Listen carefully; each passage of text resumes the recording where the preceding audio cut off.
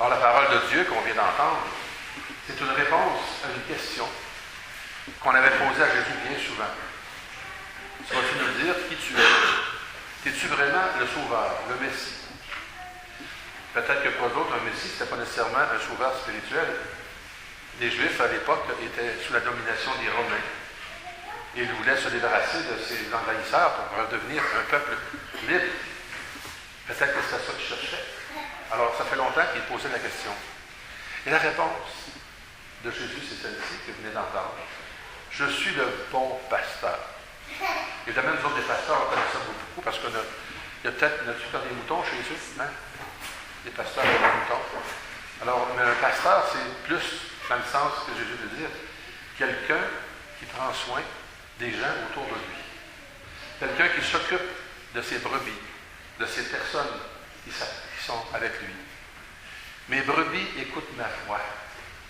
Ce matin, nous sommes venus, de bonheur encore, à l'église pour écouter la voix du bon berger, du bon pasteur.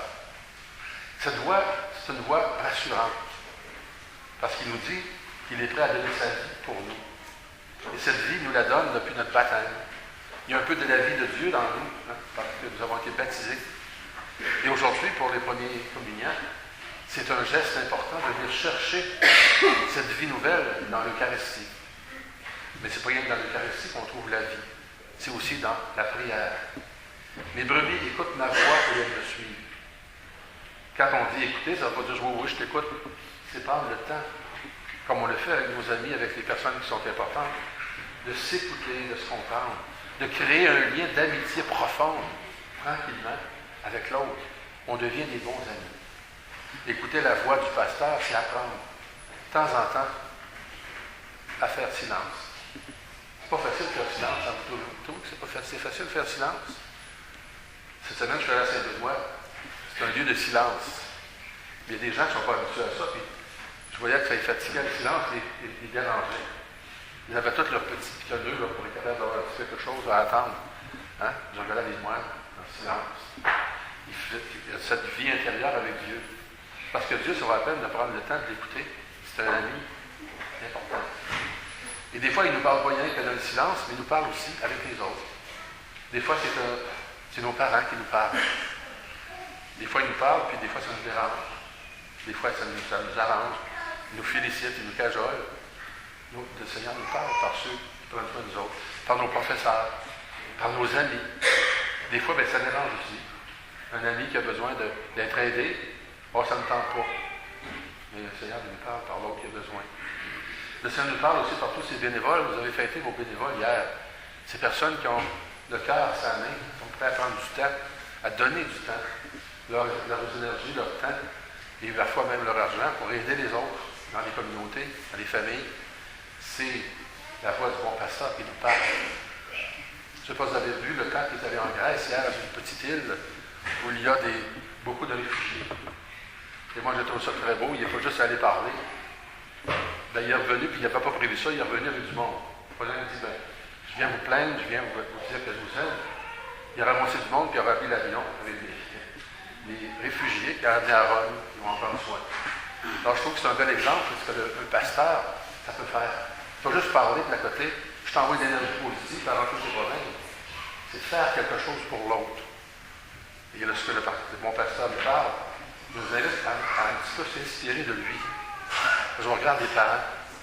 Vous êtes des bons pasteurs quand vous prenez soin de vos enfants. Vous travaillez fort pour les faire vivre, pour les éduquer, pour leur donner des valeurs importantes pour leur vie. Vous êtes des bons pasteurs. Je pense à tous ces gens qui travaillent dans les hôpitaux, dans les foyers, qui prennent soin des malades, des veilleurs, des personnes qui sont seules. Des bons pasteurs. Ces personnes qui se dévouent aussi pour qu'il y ait de la vie quelque part, qu'il y ait de la guérison, de l'espérance. On est en train d'écouter le bon pasteur, de donner comme lui un peu de notre vie pour les autres. C'est ça, écouter la voix du bon pasteur. Et le Seigneur nous dit, celui qui est avec moi, pas va d'avoir peur, je vais même le faire vivre éternellement.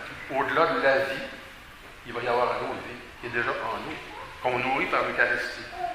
Alors il nous dit, c'est intéressant ce qu'il nous dit, être avec lui, c'est l'ami le plus sûr qu'on peut avoir. Les amis, je vous le répète, Jésus, c'est le meilleur ami qu'on peut avoir, c'est le bon pasteur. qui est prêt, il a donné sa vie pour nous. On vient de fêter ça, le vendredi saint. Il a donné sa vie, mais il nous a aussi donné une nouvelle vie en sortant vivant de son tombeau. Chaque dimanche, comme aujourd'hui, on fait mémoire, on se rappelle. Jésus, ce n'est pas un souvenir, ce n'est pas une image, c'est quelqu'un qui est vivant, qui nous donne cette vie, qui nous donne la vie pour qu'on puisse aussi la partager entre nous, la rendre meilleure dans notre famille.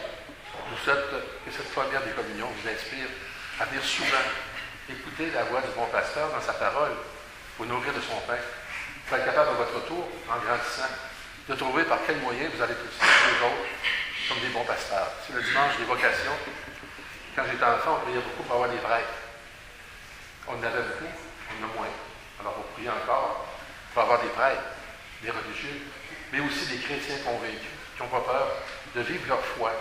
Et je pense que c'est dans ces groupes, dans ces familles où la foi est vivante, le Seigneur viendra encore un jour ou l'autre appeler des femmes, des hommes à être des religieux, des prêtres, des missionnaires pour continuer, à la suite du bon pasteur, d'annoncer la joie de croire et la joie d'aimer, qui est le cadeau de Dieu, que je vous souhaite de faire dans votre cœur, et de vivre.